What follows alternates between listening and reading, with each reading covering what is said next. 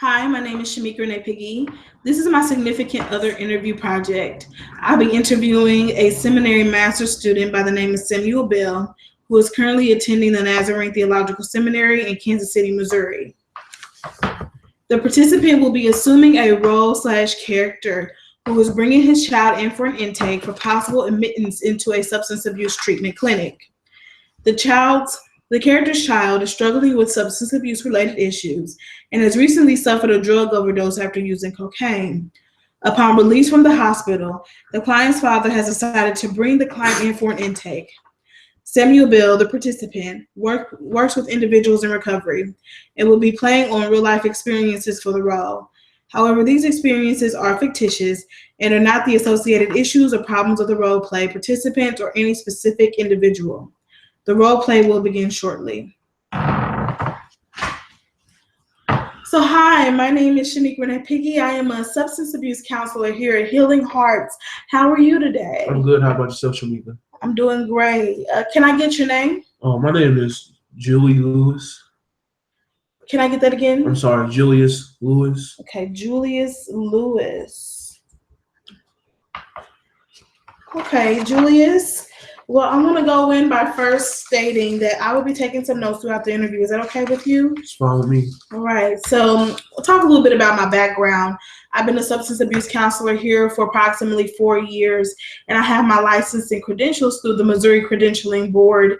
Just so you know, I've been practicing for approximately that long as well. And if you take a look around the office today, you can see several of my credentials and my degrees posted on the wall, and you are privileged to that information at any time, and you can ask that of any provider here. So I just wanted to make sure that that was put out for you.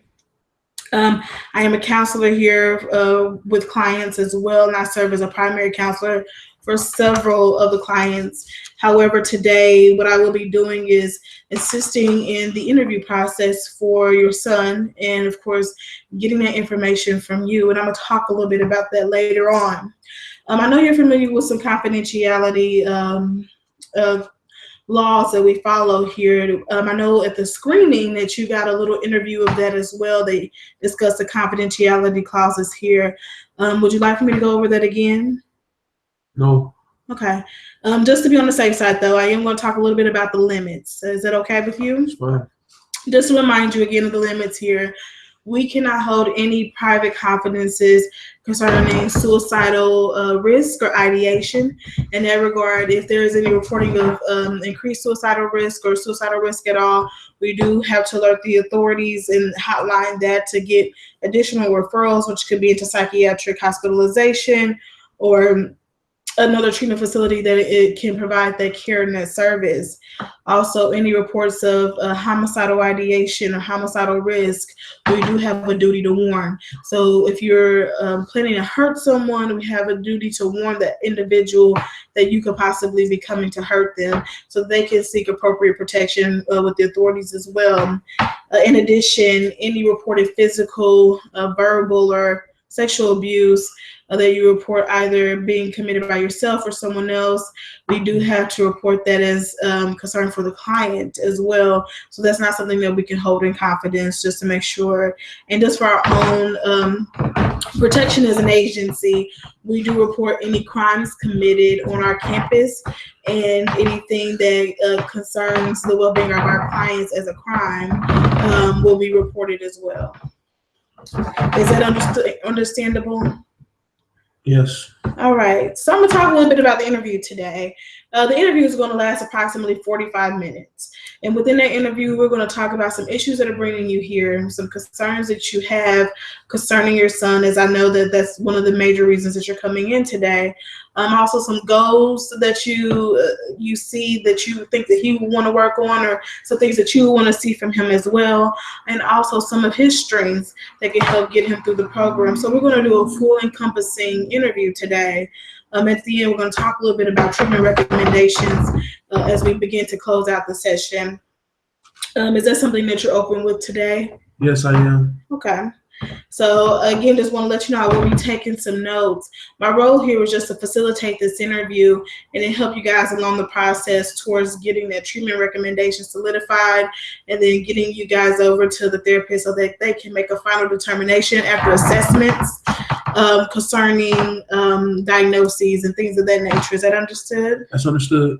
All right. So I'm just going to open up the floor here. I want to talk a little bit about, tell me about the issues that you guys are coming in for. Well, me and my son, Justin, we are coming in here for, he recently OD'd over cocaine. He was at his friend's house after football practice, and I get a call from the friend's mother. I'm at work, and I rushed to the hospital, and I was completely devastated. I thought my son was going to die because they said he wasn't responding for about 15, 20 minutes. Mm-hmm. And I was, any parent would, just rushing to get see my child is okay. And I think I ran about like 8, 9 red lights just to get to him. Okay. And I just want my son to be okay, and I want him to be healthy and happy. That's why I want him to come to rehab facility. Okay. So I'm definitely hearing some concerns with the recent overdose, and the overdose was reported to you by one of his friend's mothers, who said that he had OD'd on cocaine, and that is the reason why he was admitted into the hospital, is what I'm hearing. You said you rushed right over, and you had found out that he had OD'd. But can you tell me a little bit about what was reported to you, maybe by the doctors when you got there concerning the OD itself? Well, they was telling me that, of course he had cocaine in the system, but they was telling me that he had marijuana in his system and opiate abuse. So this is all news to me. Like, I thought my son was just coming home from football practice and get ready for the upcoming season and go to his friend's house and hanging out over there until I got home. And I usually come home like around 9 or 10 at night, and just to hear the hospital say that he had more than what he did in there in the system was really eye opener for me. And also talking to DFS, that definitely was kind of a scare for me because he's all I have, and my family is way in Rochester, New York. We're here in Kansas City, Missouri, and it's really hard to swallow because I never ever put my child in harm's way, and I'll never do that because I love my son. And I definitely hear your concern. So just to kind of recap, it seems as if the doctors reported that there was cocaine and marijuana and opiates that he was positive for after, I'm assuming, some blood work was done. Yes, ma'am. And then you said that this is kind of unusual behavior. You didn't have any suspicions of possible use at all. Okay.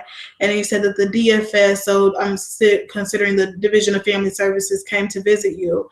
Can you tell me what were they discussing with you, the Division of Family Services? Well, they wanted to see what my work schedule was and like when I'm at home, while I'm not like basically being there to watch my child. They wanted to see if the house was clean and just a regular routine check. Everything checked out. Like, so it seems that they may have had some concerns for the living environment and supervision. Yeah. Okay. And with my job, I work. I'm a nurse. I'm an emergency nurse. I work in the emergency department as a nurse, and sometimes my schedule is really hectic. Like I could work 16-hour shifts. I could be there from 8 o'clock in the morning till like 11 o'clock next morning because, as you know, Kansas City's a crazy place, and I could get called in the middle of the night. I won't call most nights, so it's like, I try to be there the best for I can, but it looks like I'm about to change, my shift to change my different position, but it's kind of hard because I'm making, good money, I'm supplying us a good life. So it seems like you're concerned that if you do have to change your work schedule due to his use, that it may impact you a little bit here concerning your work and the needs that you need to do to meet your family and home needs as well. Okay. Yeah, because we stay in a nice subdivision, and I just bought the house maybe a year or two ago, and Mm-hmm. with my salary, I'm paying all the bills, and it's just my lack of supervision isn't really there. Okay. So you're saying you have a lack of supervision, is what you're saying? I'm I depend on the neighbor's mom a lot. I pay Okay. her X amount of dollars to watch him. I can come home for a full practice, and he comes home, and she knows my situation. They're really nice people. We all go to church together, so it's one of those things. So I have a question about the neighbors. It's the same as a friend's mom, or is this a different person? It's the friend's mom. So the friend's mom is the neighbor that you're paying to watch your son in the evenings, just to keep an eye on him, because she's not directly supervising him. She's just watching him from like the street over or next door.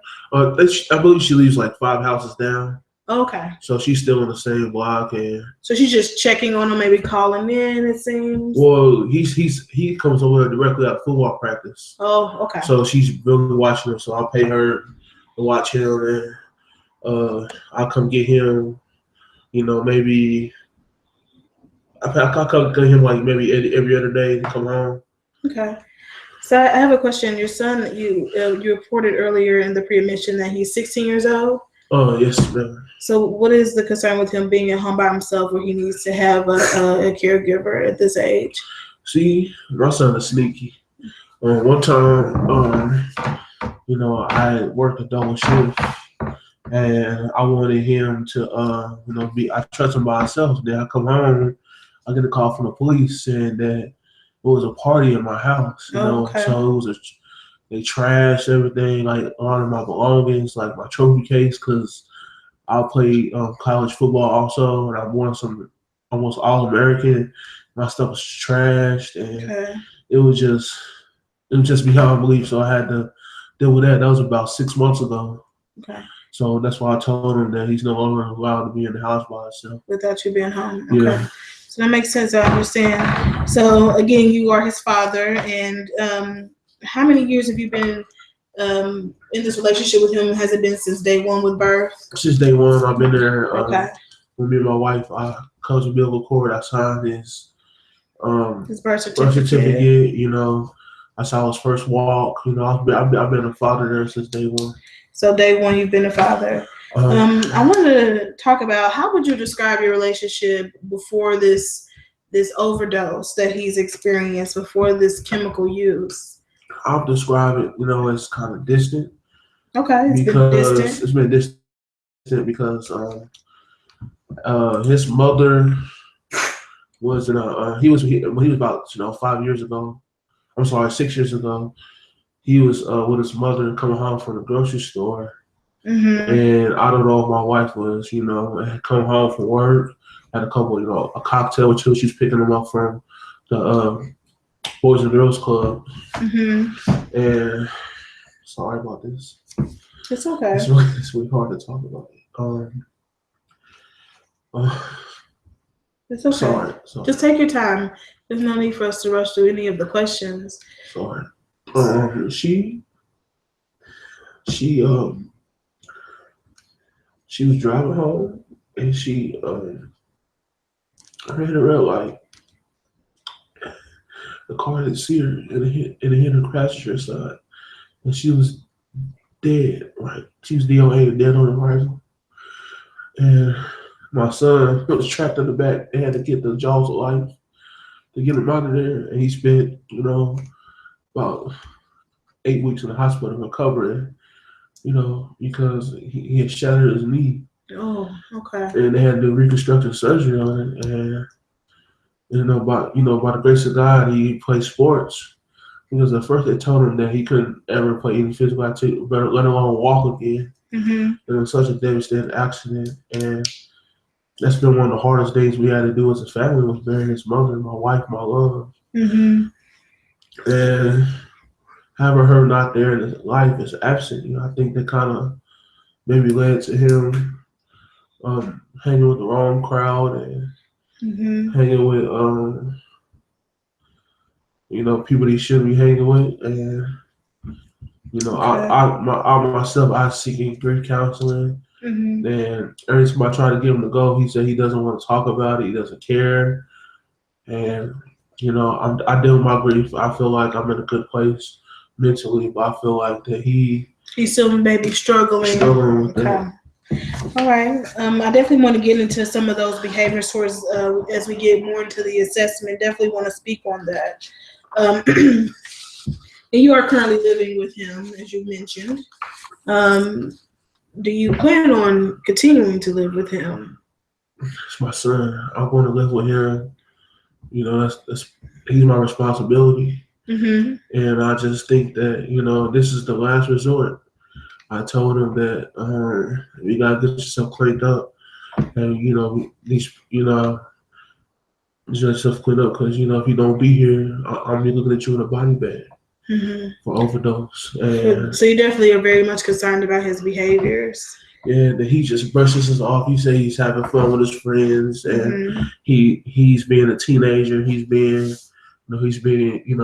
whatever the song says, young, wild, and free. And so he's justifying a lot of his behaviors, in your opinion. Yes, ma'am. All right. So, and the reason we asked that, do you plan on continuing to live with the individual, is that some people tend to have ultimatums when it comes to substance use, especially family members. So I just wanted to know, have you given him any ultimatums at this point? I gave him 2 ultimatums. I told him that, I could just drop everything I'm doing. I could see him in military school. Okay. He said he didn't want to do. He cussed me out when I told him that. Excuse me.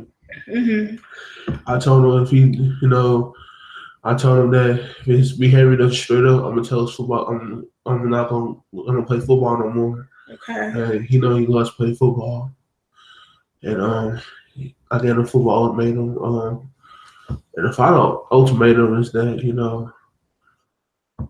I told him.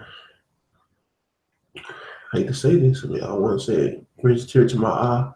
I told him if you don't get himself together, I'll go downtown and I'll emancipate him. Okay, so emancipation has been brought up. Okay.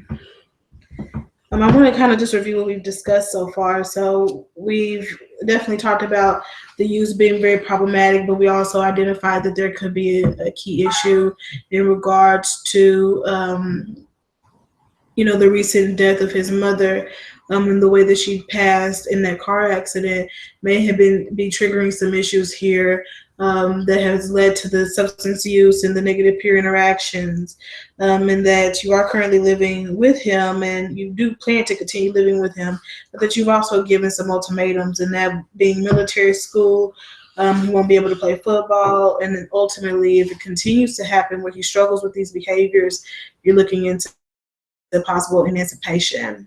How do you feel about those ultimatums? I feel like they're justified because you put me in a spot. Like, I got DFS workers coming at my door. I go my when we at home together. He is always in this room. He doesn't want to talk. I go into my theater room. Stuff is missing, iPads are missing, stuff is missing that, was very valuable. So I don't know if he's trading it for drugs. Like that. Also, I think he might be kind of acting out again because I recently started dating, seeing this woman also. And she knows that I have a child, and we discussed that. Okay. So, and I think that that also could be affecting him being trying to date another woman. But it's been 6 years. Like I deserve, the love again. And my wife will want me to love again. Okay. So I'm definitely saying that there could be a rounding of issues here where, missing his mom possibly, and also seeing you pick up maybe dating again maybe he may have some feelings towards that and not know how to process those accurately. Is that something that you feel like you can agree with? I agree with that definitely. Okay. So I want to know if you could discuss in detail the substances that you are aware of that your son is primarily struggling with.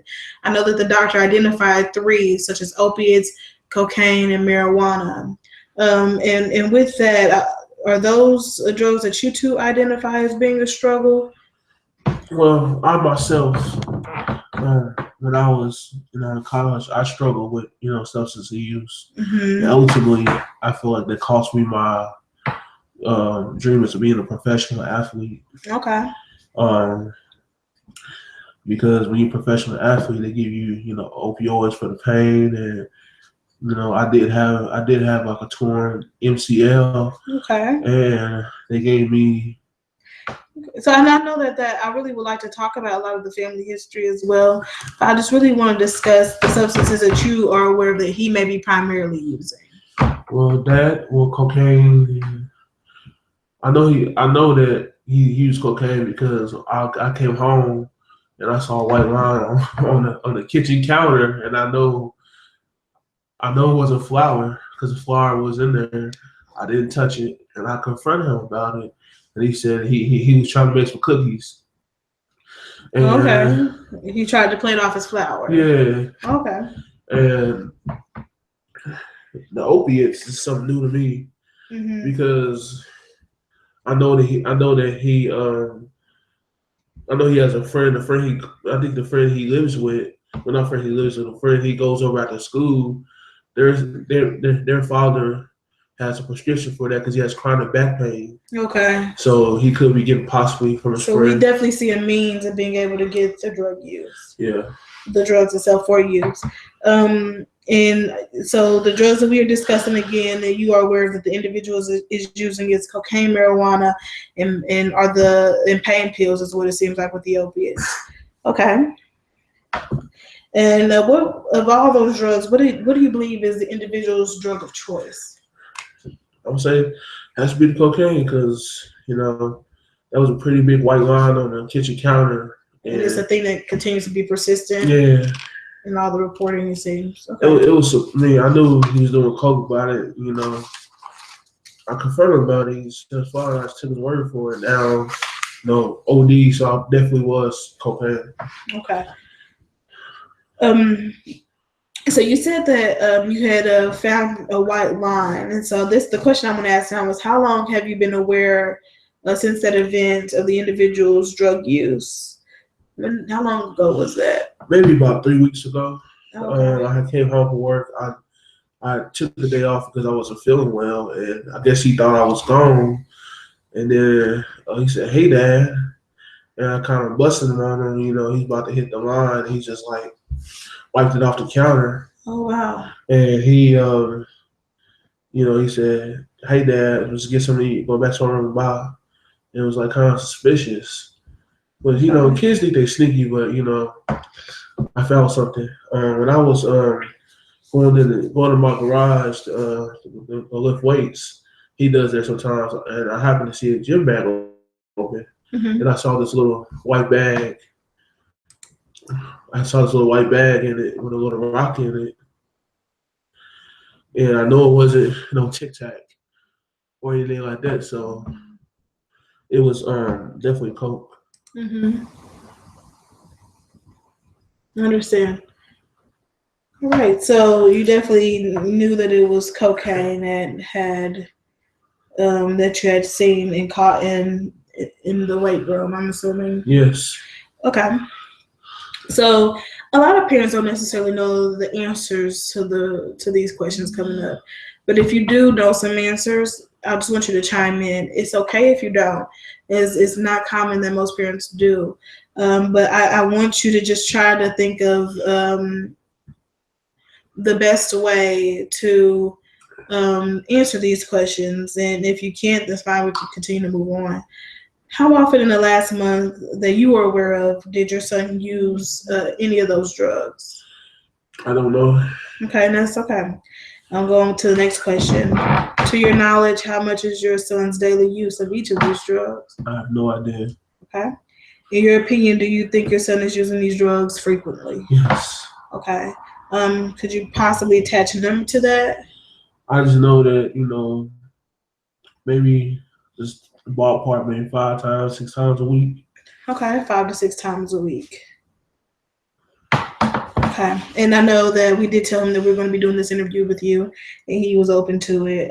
That's kind of a figure that he gave us as well. So your understanding of what's going on is not so far removed as you might think that it is. Yeah. Okay. I just want to ask this: has the individual had any previous treatment for chemical dependency or addiction or substance use? Anything? No, ma'am. Okay. And that's understandable. Before the overdose had occurred, do you believe that there was a length of sobriety that may have occurred prior to him beginning use up until this moment? Well, right before we moved into the new neighborhood, we was really close and tight. And when he was in middle school, it was from middle school till he's a junior now. So from middle school to 10th grade, we was really close. And once he started, playing football and hanging out with that friend, that's when the drug use really started.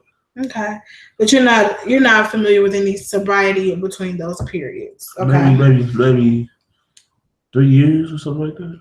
Okay, so when I'm thinking about sobriety, I'm thinking about when he began use and then possibly stopping for a period of time. That case, I don't know. You don't know. Okay, and that's fine. I want to talk a little bit about stressors. I feel like we've identified one, and that may be the recent loss of his mother. And I know that 6 years doesn't sound so recent, but for kids it can be. The time it can feel so new. So other than that stressor, I want to talk about any recent stressors that you may feel have contributed to this use. I guess moving into the new neighborhood, we moved from Rochester, New York, all the way to the middle of the Midwest, Kansas City. So that's a big move. It is a big move. It's a big move. So he had to make new friends. Learn the area. He's a teenager. So I can see that being a big deal. I really can. Anything else that you can identify that may be a stressor? Also, school, because the schoolwork is, because he's in private school. Oh, okay. So it's a little more. It's like being a little more rigorous. Excuse me. Than what he would get in a public education. But I kind of know the guy that runs the school, and he gave us a scholarship based on stuff like that. So it's based. He gave him a scholarship based on what? Academics, and of course he was a pretty good football player, so he got dual scholarship doing that. Okay, so it seems like right now some stressors that we're looking at is the possible move here, and also the schoolwork, and also it seems like he has to hold up those demands of being both a student athlete, so a student and an athlete at the same time, which can be very difficult. Okay, anything else that you could think of that may be a stressor? Oh, no, man. So definitely, just to recap on the stressors here. Of course, the loss of his mother, which, as we have determined, has been very significant. Moving from New York all the way to Kansas City, it's a different environment. Definitely some culture shock could come in, and also having to change friends due to being a teenager and having to remake friends all over again, and then also the school demands and the athletic demands that seems to be on his plate right now. Now, I'm going to ask this question. This is a little bit different from the stressors. I want to talk a little bit about triggers. Are there any triggers that you can identify that may contribute to your son's overdose? Anything big that may have happened right before he used to take so much more cocaine than usual? Well, I'm not that far removed from my age, but I know the kids like to go Facebook Live. And once they go Facebook Live, they do a lot of crazy stuff in front of the camera. Are you familiar with your son doing this? I've seen videos of him doing crazy stuff, like jumping off doors, and doing backflips on trampolines into the pool. On Facebook Live, he's done this. So okay. I don't know if he, right before he do it, he gets encouraged from, cocaine or any other drug he's on. So you're suspecting that in order for him to kind of showcase this behavior, he may be using incredible amounts of cocaine to hype him up to do it? I think so. Okay, but you're not for sure of any specific triggers at this time? That and maybe, him hanging with his friend, or if he sees, well, I think if he hangs with his friend could possibly. Pretty big triggers. And you said that he was with friends, as reported by the caretaker. You put it in place to watch over him, and he was with friends, and that's when the overdose occurred, right? Yeah, yes. So I know we focus on a lot of negatives concerning your son's use, but are there any strengths you can identify at this time of your son's ability to refrain from use? Well, he's brilliant. He holds a 3.9 GPA. Okay. He has offers from Stanford, MIT, and Massachusetts. Vanderbilt, and he also can sing very well. Has a hidden talent he doesn't like something like that. And he told me he wants to be a microbiologist. Okay, so he's very it seems, intellectually inclined. So very smart kid, and seems to be able to, control all these stressors in a way concerning academic life. And then he also seems like he has some singing abilities and talents as well. He actually won his school talent show. Okay. He won a school talent show. That's awesome. Mm-hmm. All right. Okay. So, are there any other strengths that you can identify at this time before we move on to the next question? And he's not the hard to miss. He's 6'5". He kind of uses his girth and his height and his size to impress the ladies. So I think he's has a little charm. Plus he can sing too. Okay. So it's kind of like he's a charming, charismatic. Yeah, he's very charismatic. Okay. I know what he gets up for. Okay. I want to talk a little bit about legal issues.